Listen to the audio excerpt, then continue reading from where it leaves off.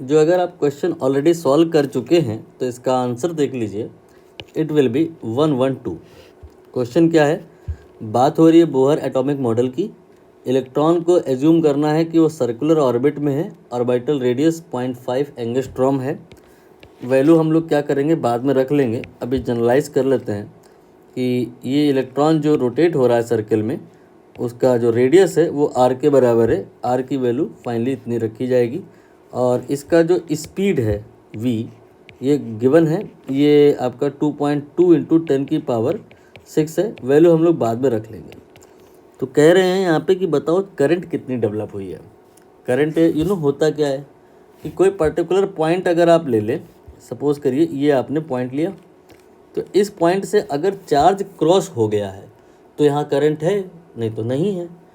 अब यहाँ इलेक्ट्रॉन की हम बात करें, ये तो चार्ज पार्टिकल है और ये क्रॉस भी होगा, बार बार होगा, यहाँ से निकलेगा, फिर यहाँ पर टाइम पीरियड अगर हम टी माने तो उतने टाइम के बाद ये इस जगह को क्रॉस कर जाएगा, फिर उतने टाइम के बाद ये फिर इसको क्रॉस कर जाएगा। तो अगर हम कोई पर्टिकुलर टाइम इंटरवल ले तो उस टाइम इंटरवल में यहाँ पर डिपेंडिंग ऑन द फ्रीक्वेंसी या depending on the time period electron cross तो हो रहा है, चार्ज क्रॉस तो हो रहा है, तो इसका मतलब करंट है।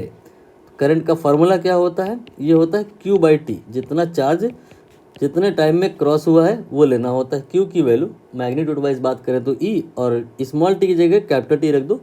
कैपिटल T है यहाँ पे टाइम पीरियड। टाइम पीरियड बोले तो ये वो टाइम है जो इसको लगा है एक चक्कर पूरा करने में। तो एक चक्कर में E के बराबर का चार्ज यहाँ से क्रॉस हो गया, तो Q की वैल्यू E हो गई, T की वैल्यू कैपिटल T हो गई।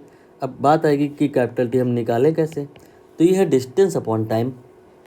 एक चक्कर में जो डिस्टेंस होता है 2πr and distance upon speed, मैंने टाइम बोल दिया था, सॉरी फॉर दैट।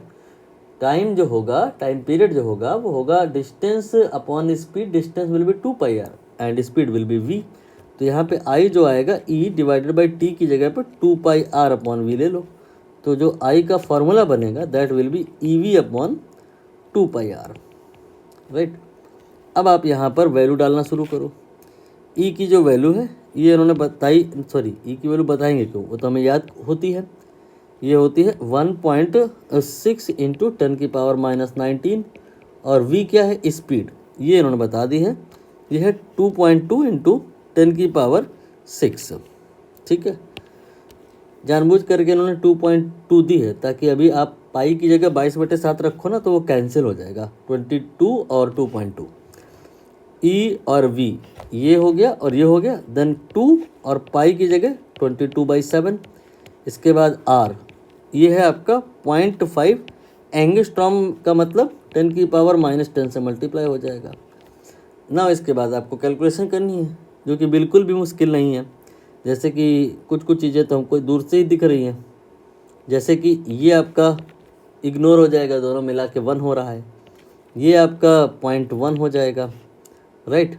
और ये आपका जो है 10⁻16 हो जाएगा और ये आपका 10⁻³ हो जाएगा और 1.6 × 7 ये 11.2 हो जाएगा और ये 10⁻⁻1 है ही तो 10⁻⁻4 हो जाएगा। ये आंसर एम्पियर में है, but if you want in milliampere तो 1000 से गुणा कर देंगे। ये हो गया 10⁻⁻1 नाउ इन मिली एम्पियर। इसको आप लिख सकते हो 112 इंटू 10⁻²। तो अब आपका ये जो आंसर आया है क्वेश्चन में जो इन्होंने कहा है उससे हम कंपेयर करेंगे तो हमको समझ में आएगा कि इस खाली स्थान पे क्या आएगा। That will be 112।